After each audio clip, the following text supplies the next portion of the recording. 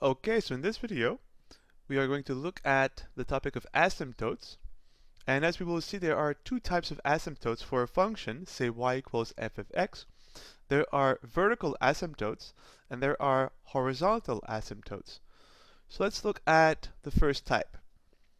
We say that x equals a is a vertical asymptote of y equals f of x if either the limit of f of x as x approaches a from the left is positive or negative infinity, or the limit of f of x as a approaches a from the right is also plus or minus infinity. So simply put, a vertical asymptote of a function is a value of x where the function blows up either from the left or the right of this point. Let's look at a few examples.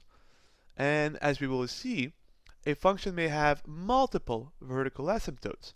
A function can have one vertical asymptote, 2, 3, 4, even an infinite number of vertical asymptotes. Let's take a simple example. So 1 over, say, x minus 1. Where could this function blow up? Well, we have a constant numerator. If we have a division by 0, the function would blow up.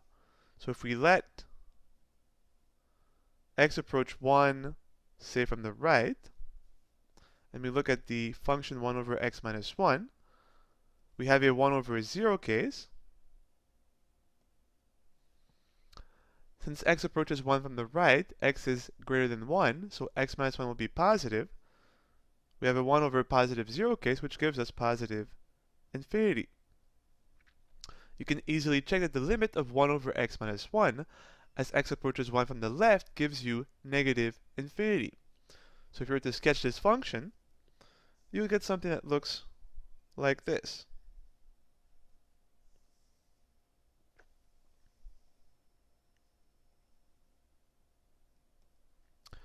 The point x equals 1 is the point of interest.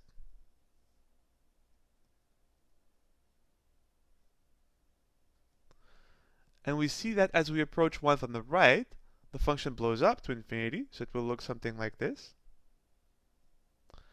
And as we approach, as we've said, 1 from the left, this will approach negative infinity, so it will look something like this, around the point x equals 1.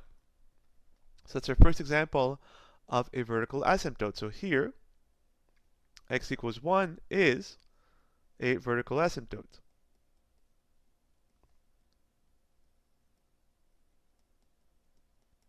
Of the function y equals 1 over x minus 1. Let's look at an example where the function will have two vertical asymptotes.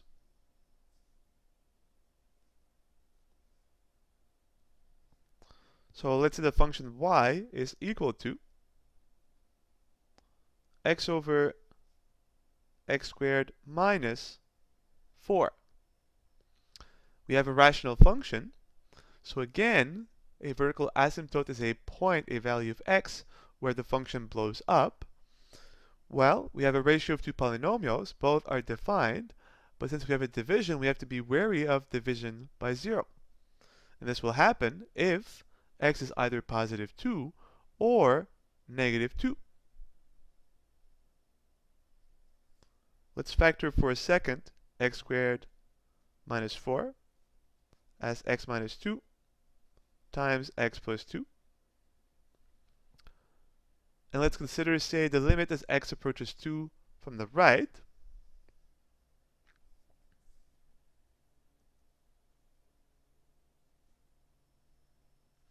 Of the function y, which is x over, and here we are going to factor as x minus 2 times x plus 2.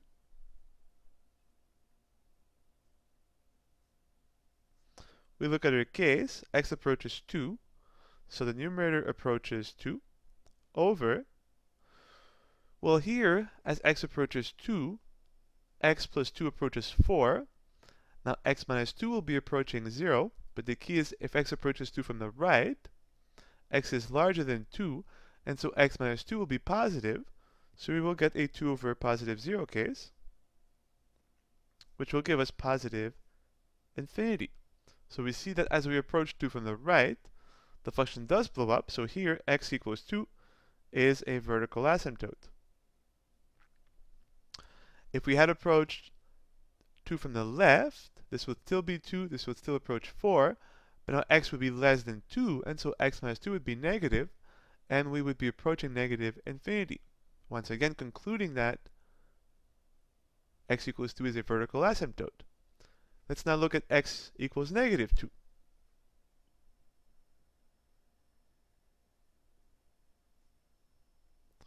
And let's approach, say, from the left. Why not? The function again factored is x over x minus 2 times x plus 2. X will be approaching negative 2, so negative 2 on the numerator over. And once again, we will have a 0 coming from the negative 2 plus 2. The only question remaining is, will this be a positive or a negative 0? Well, let's see. You can draw the real line. The point of interest is negative 2. And because we approach negative 2 from the left, x is less than negative 2. So let's see. Now we know that this term here will approach negative 2, which is approaching negative 4. So this term right here is going to be negative. And now let's see, because x is less than negative 2, add 2 on both sides, and x plus 2 therefore is less than negative 2 plus 2, which is 0. So x plus 2 is also negative. But then we have a negative term times a negative term, which gives us a positive term. But because the numerator is negative, and here this is positive, the net result is negative, and 2 over 0 gives us an infinity, so we get negative infinity. Which again confirms that the value x equals negative 2 is a vertical asymptote. So now you see this function has two distinct vertical asymptotes.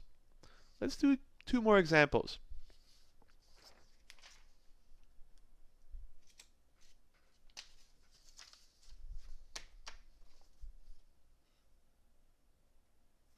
And then we'll consider the other type of asymptotes, namely horizontal asymptotes.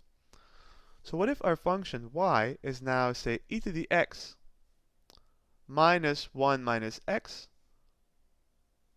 over, say, x squared? We have a quotient. Now the function e to the x is always defined. Same for 1, same for x. So the function on top is always defined, so it will never blow up. But we have once again a division, so we have to be wary about dividing by 0, which could possibly let the function go up to infinity and give us a vertical asymptote. So we have to check what happens around x equals 0. So let's figure out what is the limit. And here again, x equals 0 is the only possible vertical asymptote. So we check. We have e to the x minus 1 minus x over x squared. Let's check for our case. We know that x squared goes to 0. E to the 0 is 1, minus 1 is 0, minus x, since x approaches 0, gives us that the numerator also is approaching 0. So we have an indeterminate case. So we don't know what's happening. And this is not an easy limit because we can't do anything really algebraically, but if you remember, we have a 0 over 0 case, so we can use here L'Hopital's rule.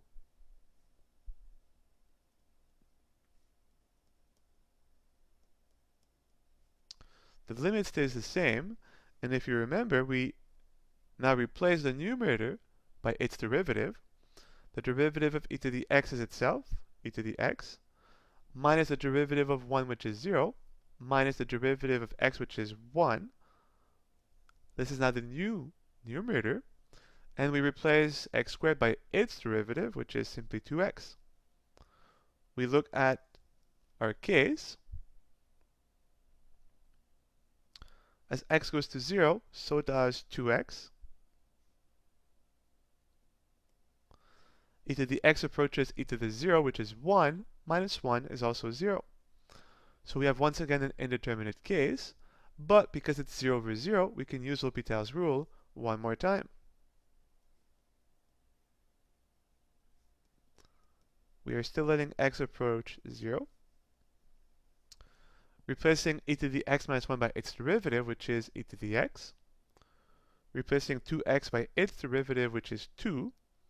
And now we are done, because as x goes to 0, e to the x will approach e to the 0, which is 1 over 2. Therefore, the limit is 1/2, which is clearly not positive or negative infinity. So you see that the only possible value of x that would possibly have given us a vertical asymptote was x equals 0. But the limit is finite. It's actually 1/2. So we get no vertical asymptote. So this function has no vertical asymptote.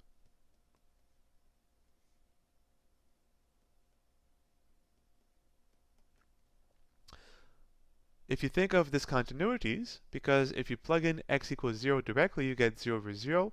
That is undefined. But as we let x approach 0, the function from both sides approaches 1/2. So the value x equals 0 actually was a removable discontinuity of this function. Let's look at an extreme example in the opposite direction. This function has no vertical asymptote. Let's consider an example where a function has an infinite number of vertical asymptotes. This will be our last example for vertical asymptotes. The function will be quite simple. 1 over, say, cos of x. Once again, both functions, 1 and cos of x, are defined everywhere. So individually, these functions don't cause us any problems. But we have once again a division, so we have to be wary of dividing by 0. And if we have a division by 0, this will, in this case, guarantee a vertical asymptote because the numerator is always 1. So we'll always get from the left or from the right of a 0 here either positive or negative infinity, which will guarantee that we have found a vertical asymptote. So we're asking quite simply, when will cos of x be equal to 0?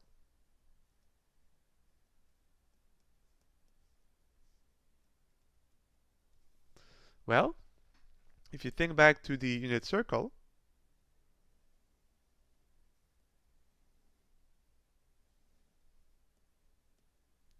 so the circle of radius 1 in the xy plane,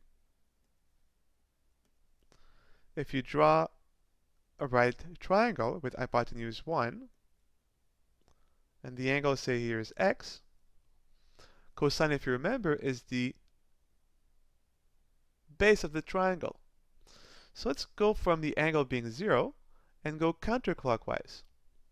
The base of our triangle will be 0 when we reach this point, because then we have a vertical line segment, so we have no width for our triangle, but this is 90 degrees, or if you prefer, pi over 2. If x equals pi over 2. But that's not the only value. We can also go up here, and we have again a vertical segment, so no width for the base of our triangle. This is pi over 2 plus pi, so it's 3 pi over 2. And we can keep going like this. Add, again, pi. You'll have cosine is 0, so 5 pi over 2. And we can keep going like this forever. 7 pi over 2. Because every time you add pi, you jump from one of these 2 points, which gives you a cosine value of 0. So you see that every single value will give you a 0 for cosine, therefore a vertical asymptote for the function y. But we could also go clockwise and start from 0 and go negative pi over 2, negative 3 pi over 2, and so forth. And these will all be zeros of cosine, therefore all vertical asymptotes of our function 1 over cosine. So all of these are vertical asymptotes of our function. We clearly have an infinite number of values, and so this function has an infinite number of vertical asymptotes. It's kind of a wild function. But that's really it. So when you look for vertical asymptotes, look for possible values of x where the function may blow up, and you will then verify that you have indeed found asymptotes that are vertical by considering the limit of the function around that point either from the left or from the right. Let's consider now the second type of asymptotes, and those are horizontal asymptotes.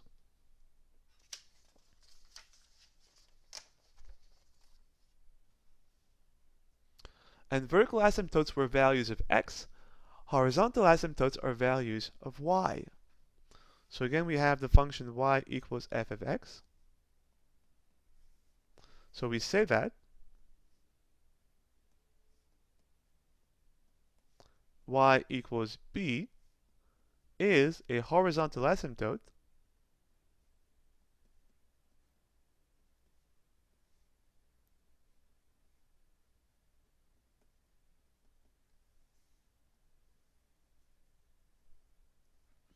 of the function y equals f of x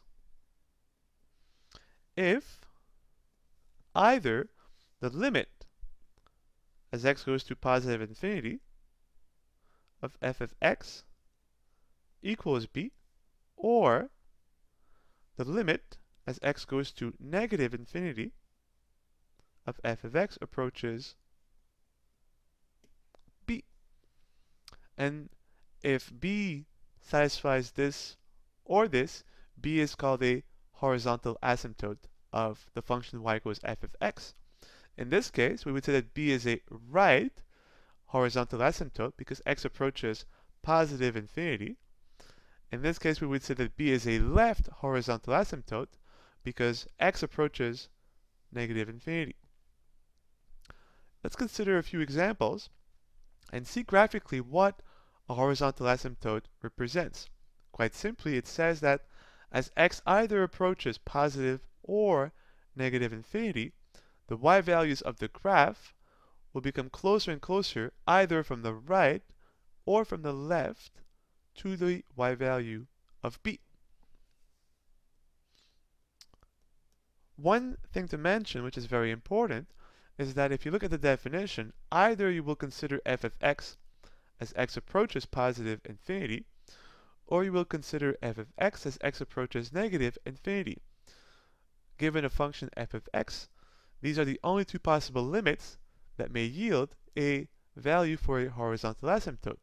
Because we only ever have two limits, a function can never have more than two horizontal asymptotes. So here's our function. Let's take, say,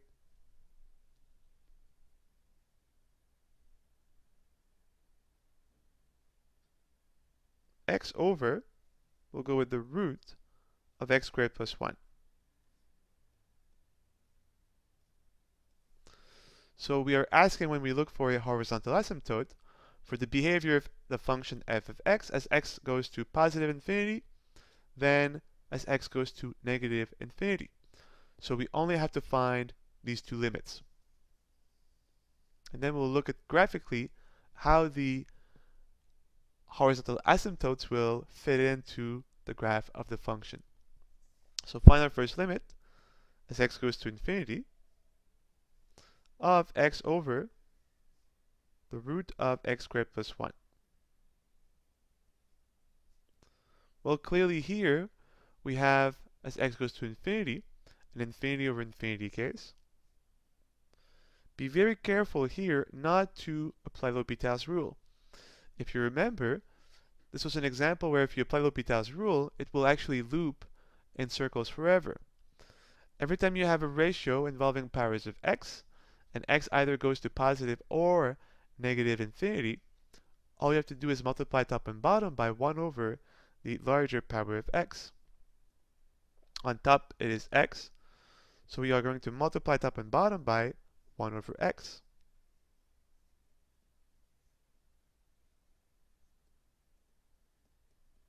So 1 over x over 1 over x.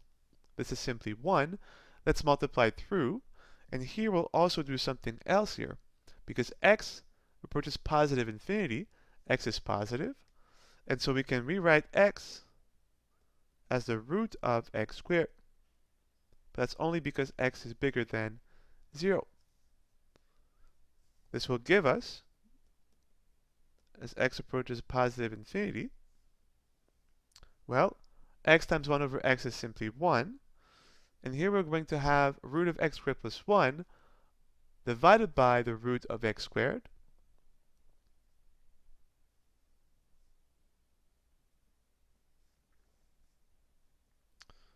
We can use properties of the square root. The square root of a over root of b is the root of a over b.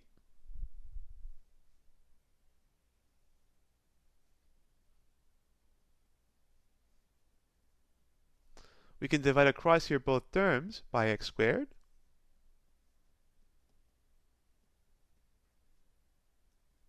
And we'll get 1 over the square root of x squared over x squared is 1 plus 1 over x squared. And now we have a very easy limit. As x goes to infinity, so does x squared. And so 1 over x squared will approach 0. And so we'll be left with 1 over the root of 1, which is root of 1 is 1. Therefore 1 over 1, which is simply 1. And so you see, as x approaches positive infinity, the function, the y values, are getting closer and closer to 1. So here we say that y equals 1 is a right horizontal asymptote.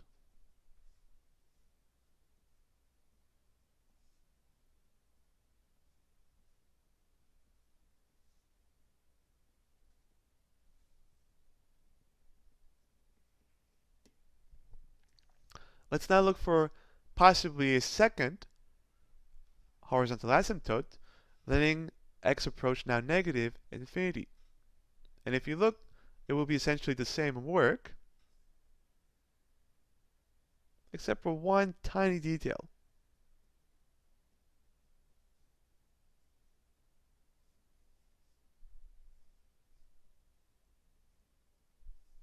Oops, x approaches negative infinity. Now think of the solution. We'll just copy paste the solution. We'll have the only difference, this will be a negative infinity over infinity case. We'll still multiply top and bottom by 1 over x. The only difference here, because x approaches negative infinity, x is negative. And if x is negative, x is not the root of x squared, but x is then the negative of the root of x squared. So you'll have a negative here, which will be here, which will be here, so in the end you'll just get negative 1. And that will let you verify this. So you see that the y values of our function, as x approaches negative infinity, are getting closer and closer to negative 1. So we have a second horizontal asymptote, and because that was approaching negative infinity, this will be called a left horizontal asymptote.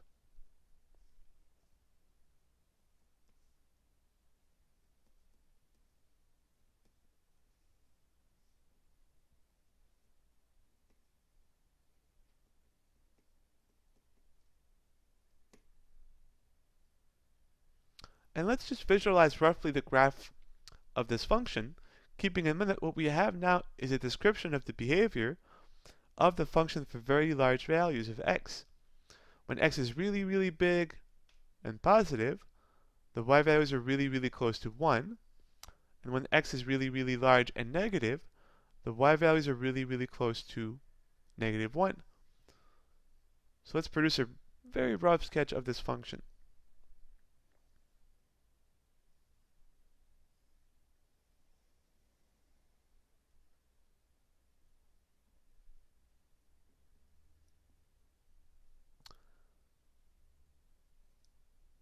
So y equals 1 is a right horizontal asymptote. So let's draw a horizontal line where y equals 1.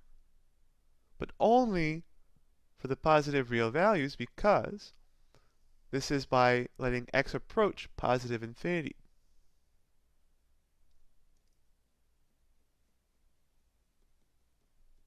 So here's our horizontal asymptote, our right horizontal asymptote, but the function also approaches -1 from the left as x approaches negative infinity. So here's the value y equals -1, and we will have our left horizontal asymptote.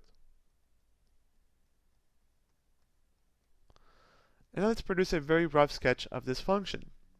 When x is 0, you have 0 over the root of 1, which is 1, so you get 0 over 1, which is 0. And we don't really know what's happening here, but we know that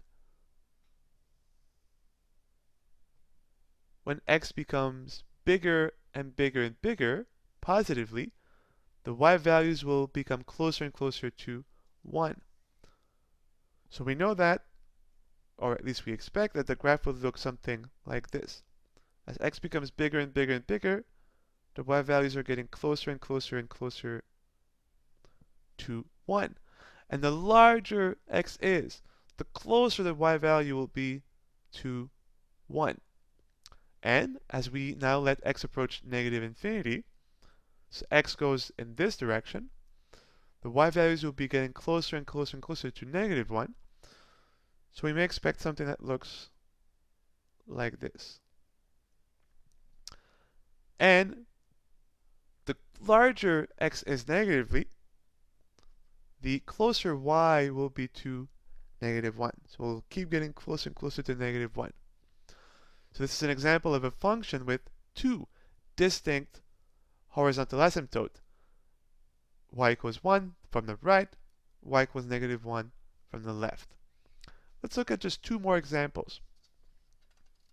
And this will conclude our discussion of asymptotes, whether they be vertical or horizontal.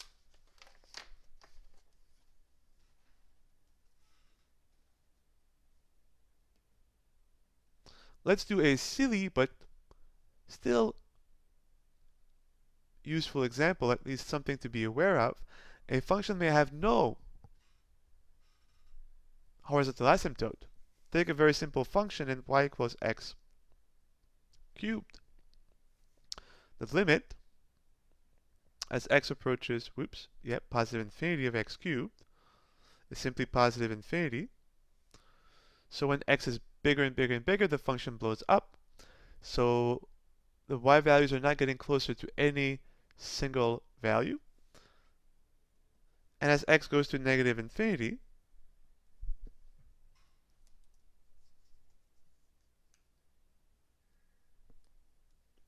x cubed also goes to negative infinity.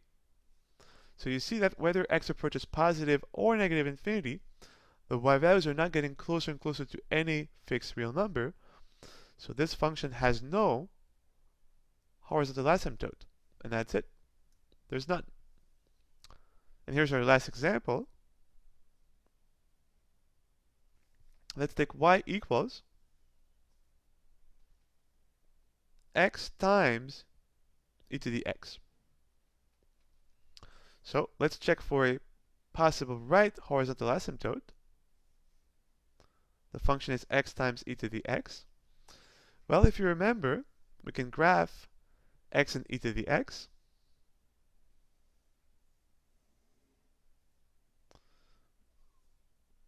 The graph of y equals x looks like this. The graph of e to the x, if you remember, is roughly 2.71828. So e to the 0 is 1. And as x becomes bigger, e to the x becomes bigger and bigger and bigger.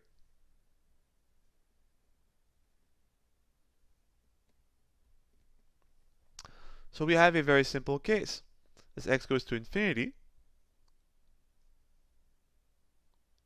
clearly x goes to infinity, e to the x also goes to infinity. And so we have an infinity times infinity case. And here there is no ambiguity, the limit is infinite. So this function has no right horizontal asymptote. The limit blows up so it's not equal to a single real value. What about a possible left horizontal asymptote?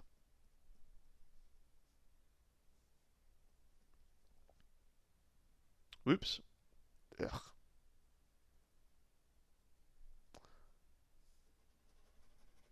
Let me rewrite this. The limit as x approaches negative infinity of x times e to the x. Let's look at our case. As x goes to negative infinity, again we're being redundant, x goes to negative infinity. But now look at the graph of e to the x. As x goes to negative infinity, e to the x will actually approach the x-axis, which means that the y values will be approaching 0.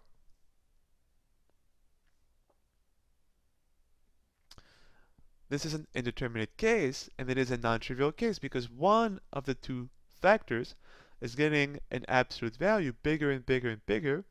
The other is shrinking to 0. If you remember here, we can turn this into a L'Hopital's rule problem if we send one of these terms to the denominator, and we'll send e to the x down. And let's see what we get. If we send e to the x to the denominator, it will become e to the negative x. Let's look at our case now. As x goes to negative infinity, we're being redundant. And as x goes to negative infinity, negative x goes to positive infinity. E to the infinity is just infinity. And this is great because we can now use L'Hopital's rule. We have an infinity over infinity case.